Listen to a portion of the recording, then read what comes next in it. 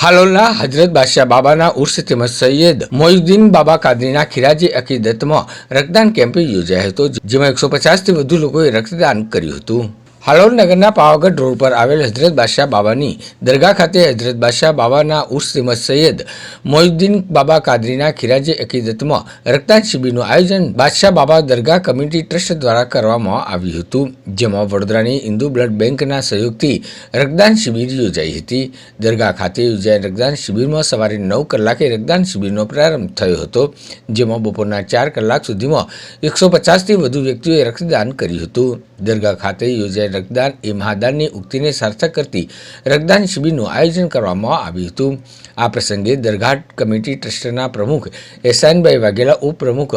અજીઝુલભાઈ દાઢી, ફૈસલભાઈ કાલોલિયા સહિત બાદશાહ બાબા દરગાહ કમિટી ટ્રસ્ટના ટ્રસ્ટીઓ તેમજ મહિલા વિકાસ મંડળના પ્રમુખ યાસીમબેન શેખ, સામાજિક કાર્યકર ફારૂકભાઈ બાગવાલા, ફરીદાબેન શેખ સહિત મુસ્લિમ સમાજના અગ્રણીઓ મોટી સંખ્યામાં ઉપસ્થિત રહ્યા હતા અને રક્તદાતાઓનો ઉત્સાહ વધારી કાર્યક્રમને સફળ બનાવ્યો હતો, જેમાં રક્તદાતાઓ દ્વારા 150થી વધુ